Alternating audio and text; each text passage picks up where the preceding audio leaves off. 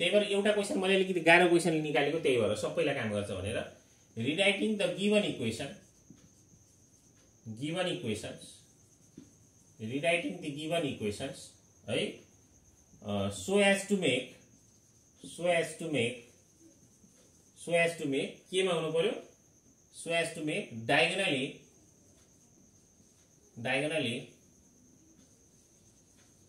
Diagonally dominant हुनु पर्यो, हो कि हैन? डायगोनली के हुनु पर्यो, डोमिनेन्ट हुनु पर्यो, डोमिनेन्ट। देयरफोर पहिला कुन लेख्न पर्यो त भन्दा त्यो लेख्न पर्यो पहिला 25x + y - 5z = 19। पहिला एक नम्बरमा यो लेख्न पर्यो, दोस्रो नम्बरमा यो ल्याएर राख्न पर्यो, x + 20y + z = -18 यो राख्न पर्यो। थर्डमा यो लगाएर राख्न पर्यो 3x + 4y + 8z = 7। सबभन्दा पहिलो कुरो तिमीले यो कुरो बुझ्नु पर्यो। यो कुरो बुझ्यो कि बुझेनौ? किन पहिला लेखे कुरा बुझ्यौ? यो पहिला यो किन लेखे? पहिला सुरुमा यो इक्वेसन लास्टमा भएकोलाई फर्स्टमा लेखे, सेकेन्डमा भएकोलाई सेकेन्डमै लेखे, फर्स्टमा भएकोलाई लास्टमा लेखे। किन लेखे बुझ्यौ? हो ल, अहिले मैले अर्को पनि सोध्छु, अर्को इक्जाम्पल तिमीलाई दिएर अनि यसमा चाहिँ पहिला कुन हुन्छ भनेर पनि सोध्छु। भनेपछि यसको मोडुलस भ्यालु निकाल्न पर्दो रहेछ हैन त। फर्स्टमा चाहिँ यो 25 ठुलो छ, हेर न, यो दुईटा जोड्दाखेरि मोडुलस भ्यालु निकाल्दाखेरि यो y ठुलो छ, ठीक छ, यो अब z ठुलो हुन पर्यो। सुरुमा के बुझ्न पर्यो त भन्दा यहाँनिर x को मान ठुलो हुन पर्यो, यहाँनिर y को मान ठुलो हुन पर्यो, यहाँनिर z को मान ठुलो हुन पर्यो, यो दुईटा जोड्दाखेरि पनि है। अर्को यसको कोएफिसिएन्ट चाहिँ मोडुलसमा ठुलो हुन पर्यो। ल अब हेर, यति गरिसकेपछि अब एकदम सजिलो छ। अब यसलाई हामीले चाहिँ सुरुमा यहाँनिरबाट x को भ्यालु निकालेर राख्छौँ। हेर, फ्रम दिस इक्वेसन नाउ भनेर लेखे पनि हुन्छ। नाउ अब यहाँनिर x को भ्यालु निकाल्ने हो। हेर, x = यहाँनिर x को, यहाँनिर y को, यहाँनिर z को है। x बराबर यसलाई चाहिँ उता लिएर जाऊ, यसलाई उता लिएर जाने भने 19 भयो, यो y उता जाँदा -y भयो, अनि यो -5z उता जाँदा +5z भयो, यो 25 तल आउलाई 25 तल आउँछ। कुरा बुझ्यो कि बुझेन?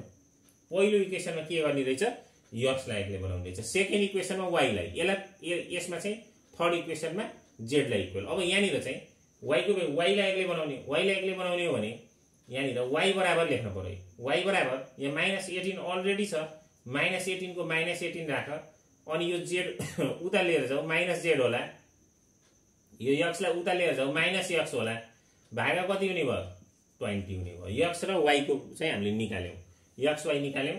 अब हामी के निकाल्छौं, z को निकाल्छौं। z को निकाल्नका लागि पनि त्यही गर्ने, यतातिर गर्छौं, यहाँ तल नदेखेला भनेर। z को निकाल्ने हो भने अब z = पहिला त 7 अलरेडी यही छ, 7 यहाँनिर छ। अब यसलाई उता लिएर जाऊ, -4y होला, अनि यो उतातिर जाँदाखेरि -3x हुन्छ, y कति हुन्छ, 8 हुन्छ। ल यति कुरो बुझ्यो कि बुझेन? ल ठीक छ। ल अब हेर है, ल यति आइसकेपछि अब जहिले पनि हामीले इनिशियली भ्यालु लिनुपर्छ। माथिको मेटाउँदै छु मैले, माथिको लेख्यौ? ल अब माथिबाट म सल्भ गर्दै जान्छु। यति झन्झट छ यसमा कि पुरै छोड्दियो? यो सजिलो चाहिँ सजिलो, तर सल्भ गर्न चाहिँ झन्झट। अब हामीले यसलाई त्यतिखेरसम्म सल्भ गर्दै जाने हो जस्तो यसमा फर्स्ट इटरेसन हामीले निकाल्छौँ है। फर्स्ट इटरेसन तिमीले पहिला पढेको हुनाले केही त बुझेको होला। फर्स्ट इटरेसन निकाल्छौँ। फर्स्ट इटरेसन निकाल्दाखेरि इनिशियली भ्यालु जहिले पनि 0 0 लिनुपर्छ, x y z को भ्यालु 0 0 लिनुपर्छ।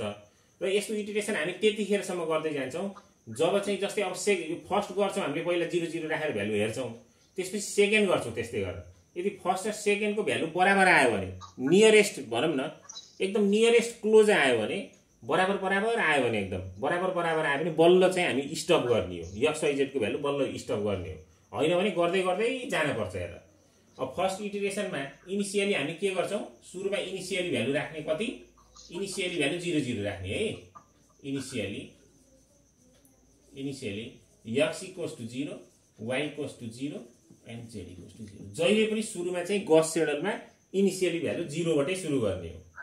ल यदि अब फर्स्ट इटरेसनमा हामीले चाहिँ इनिशियली भ्यालु 0 0 राख्ने हो भने अब यहाँनिर 0 राख, x को मान x बराबर 19 छ, यसलाई 19 यहाँनिर y को मान 0 राख्न पर्यो y को मान 0 प्लस 5 × 0 गर्दा यो पनि 0 आउँछ भागा कति भयो 25 भनेर कति चाहिँ लफडा छ यहाँ अब भाग गरेर तिमीसँग क्याल्कुलेटर होला नि 25 ले 19 लाई गर त मसँग त क्याल्कुलेटर पनि छैन त यहाँ ल भाग गर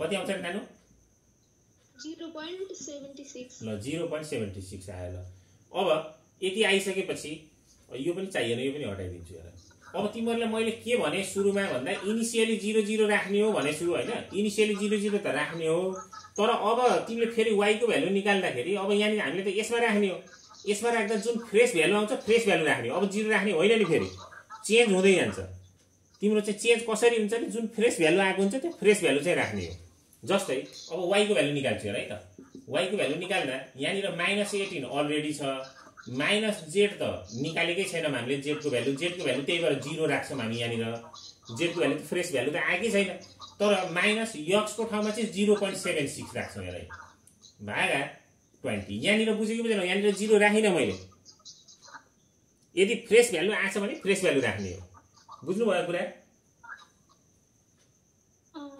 ल अब यसलाई सल्भ गर -18 र के रे दुईटा जोड त कति आउँछ -18 -0.76 भनेपछि दुईटा जोड त कति आउँछ 18.76 डिवाइडेड बाइ 20 गर -0.938 ल यति आयो अब y को मान पनि निस्क्यो अब z मा फेरि z मा जाने z इक्वल्स टु z मा चाहिँ तिम्रो कति छ त भन्दा 7 - 4 * y को मान पनि फ्रेश आएर फ्रेश आइसकेपछि यो राख्न पर्यो यहाँनिर प्लस गराइदिए y को मान 0.938 अनि -3 * x को मान चाहिँ अघि आए यहाँनिर नयाँ फ्रेश भ्यालु 0.76 भागा 8 एकदम नआत्तिकन गरे न त फेरि बिग्रिन्छ बिर्सेर माथिको भ्यालु राखौला त्यस्तो पनि हुन सक्छ त्यस्तो भयो भने बर्बाद हुन्छ ल अब यसलाई चाहिँ सल्भ गर ल क्याल्कुलेटरबाट निकालेर भन त कति आउँछ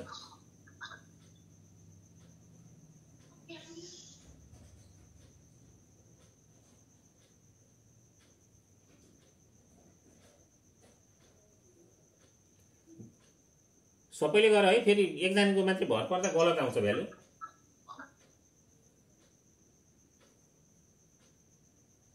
सबैले गर अब हामीले फर्स्ट इटरेसन गरेर भ्यायौं अब सेकेन्ड गर्छौं है सेकेन्ड त गर्नै पर्यो किन भन्दा कम्पेयर गर्ने चीज त चाहियो कम्पेयर गर्ने चीजै छैन अब सेकेन्ड इटरेसन गर्ने फर्स्ट हामी गर्यौं अब सेकेन्ड गर्छौं सेकेन्ड इटरेसन ल सेकेन्ड इटरेसनमा अब भ्यालु त त्यही लर राख्ने हो है यो कति थियो यहाँ त तल लेख्न बिर्सेछु नि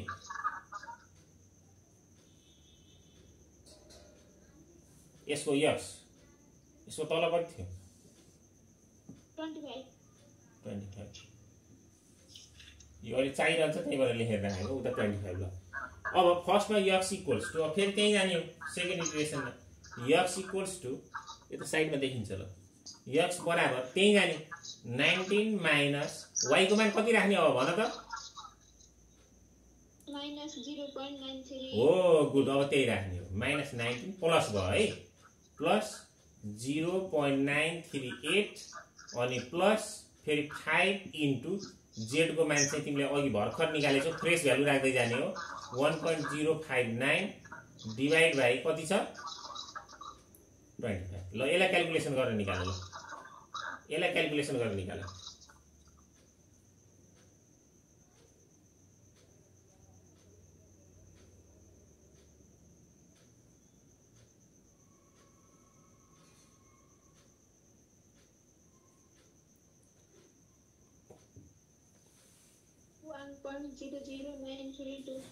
1.00932 ल अब यहाँनिर तिम्रो चाहिँ 9 ठुलो आइसकेपछि यसलाई यताको नलेखे पनि हुन्छ यदि राउन्डिङ डाउन गरे मैले यसलाई 9 भयो ल अब y को निकाल अरुको पनि निकाल अरुले पनि निकाल है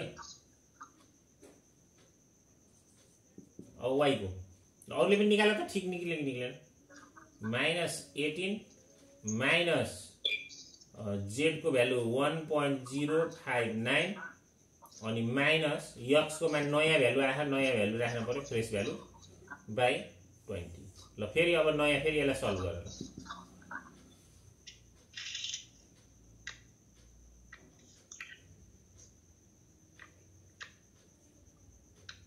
ल निकाल।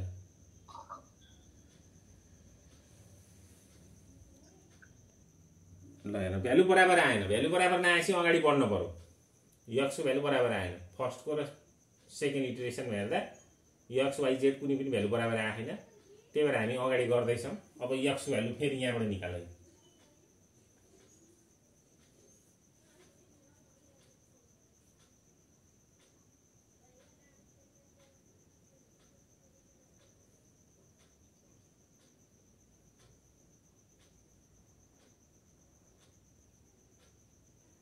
फास्ट गर त।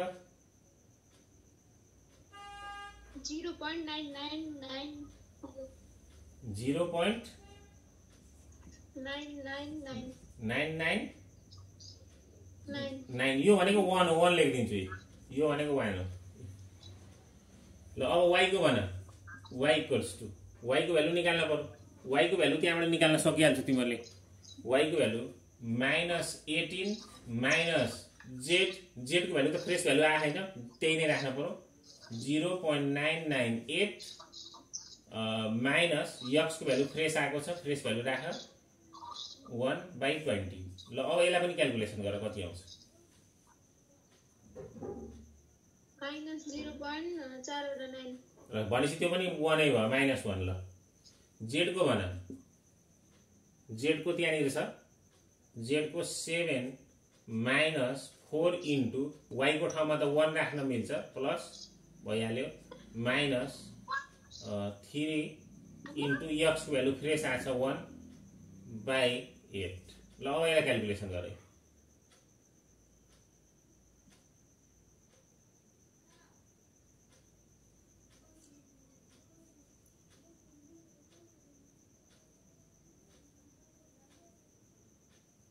यसको त 1 आयो।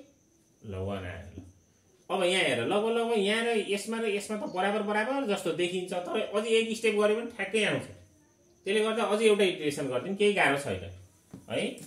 यतिकै पनि नियरेस्ट त आइसक्यो, तर लगभग 4 चोटिसम्म 5 चोटिसम्म चाहिँ गर न, बराबर नआएसम्म गर। लगभग बराबर त आएको थियो, तर म अझै एक स्टेप गर्छु। ल फोर्थ इटरेसन गर। अब बराबर नआएसम्म गरिरहने, नियरेस्ट आएपछि छोड्दियो।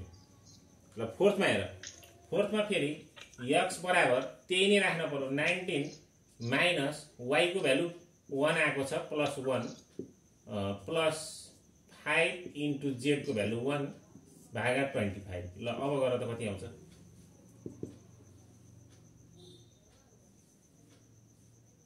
अब 1 आउनु पर्यो है, 1920 मा 25 आउँछ, एकै आउँछ, आयो नि। 19 प्लस 1 20, 20 भनेपछि 25/25 भनेपछि 1 आयो नि त। ल अब y को निकाल, y को फेरि निकाल, -18 माइनस z को भ्यालु फ्रेस भ्यालु 1 छ, 1 भइहाल्यो, अनि माइनस x को मान चाहिँ 1 नै छ, भागा कति भयो 20 भयो। हेर है 18 19 20 20/20 भनेपछि -1 आयो, सेम आयो कि आएन है।